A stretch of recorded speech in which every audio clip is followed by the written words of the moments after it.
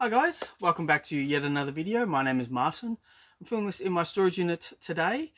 What I do on this channel is I show off 4 books from random and I end on a key issue. I also like to show off books that don't get a lot of attention on other channels. So if that's something that you're interested in, please think about liking and subscribing. I've got just over 700 subscribers. You guys are all awesome. Thank you so much. I really do appreciate it. Now, excuse me, I just had a big sip of water because it's very hot in here and it's just kind of sitting here. Now, I have the books here. As you can see, the first one is Amazing Spider-Man issue 669. I'll just put the others down. I just wanted to show this off. I just thought this was a really cool cover with the Shocker and Spider-Man going up against the Shocker. Now, what I kind of love about Spider-Man is that he's got these really cool villains. And every month you really don't know who's going to be in the book. The series kind of writes itself, and this is a series. This was a period written by Dan Slott, and I think it would have been more fun if Dan had to just let the story run itself rather than go into avenues where uh, it wasn't really the greatest. And there's a lot of a lot of this, and really the first thing you need to think about with Spider-Man is the action and the artwork. I know that's two things, but the artwork. The writers kind of need to let the stories tell themselves and just kind of get out of the way. And maybe I'm romanticizing it. Maybe I am. Obviously, I am.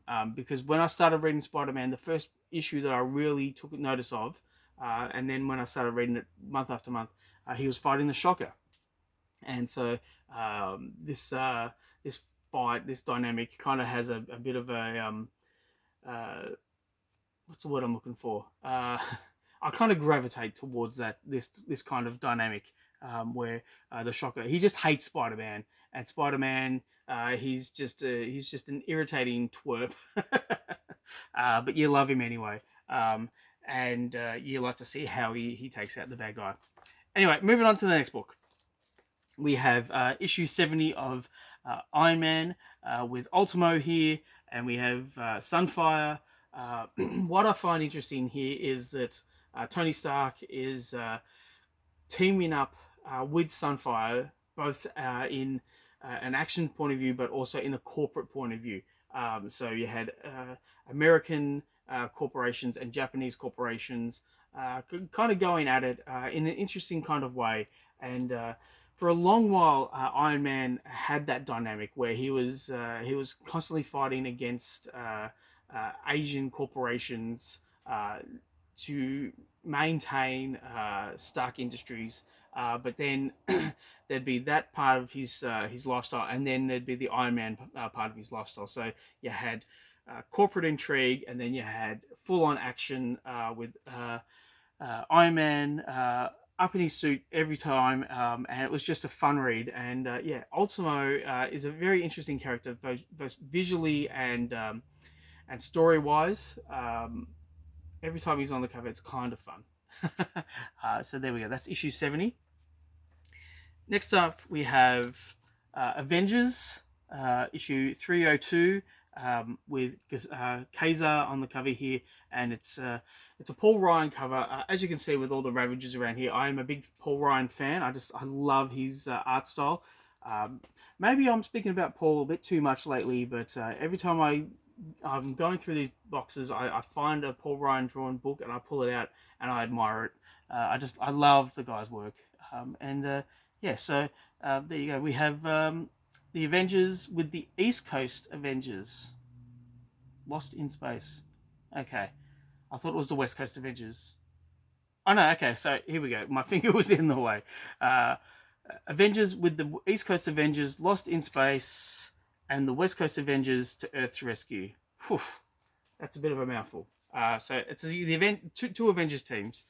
Okay. Anyway, the key issue for this video, and the reason why I want to show it off is because the Hush sequel is about to start. We have one more issue of Chip Zdarsky's Batman to get through, and then we're on to Jeff Loeb and Jim Lee.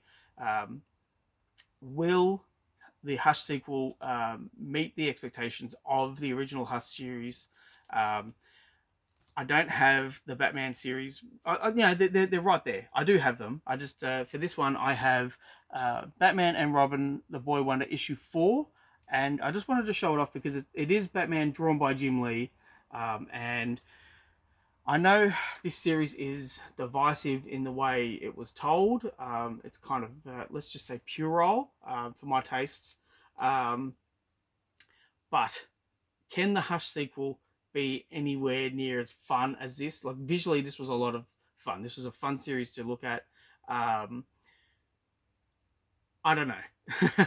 I live in hope. I always live in hope that the new books for the month are something that will resonate with fans, will resonate with myself, will be something that I want to read again and again. And am I buying books this week that down the track I'm going to remember, and I'm going to go, oh, I remember when that series came out. I remember when that issue came out and what I was doing and what was going on in my life, and having resonance with these new issues. Just fingers crossed. We have to we have to be optimistic with this industry because we're kind of on the fence with how the industry can go. I think in the next year, maybe 2 years, we could really either go down the hill, or we could be skyrocketing in terms of sales, and we can all be going gangbusters. Obviously I want to be all the way up here, and I want I want the industry to be fun again. I want all the fans to come back and enjoy these books, not deride them so much, not pick at them, not like there's plenty of YouTube channels you can find. One in particular, I watch them every week, but my God, they are so bloody negative, and it does the industry no good to be negative all the time. You don't have to be thinking critical to know what's good for the industry. If you're reading something and it's fun for you, then that's great. And then if like 10,000 people are reading that same book and they're enjoying it as much as you are and they're coming back for it, then that is absolutely fantastic. That's my little tirade for this video. Please let me know what you think in the comments down below. Please like and subscribe if you wish to. I would really appreciate it. As always, thank you for sticking with me, and I'll catch you in the next one.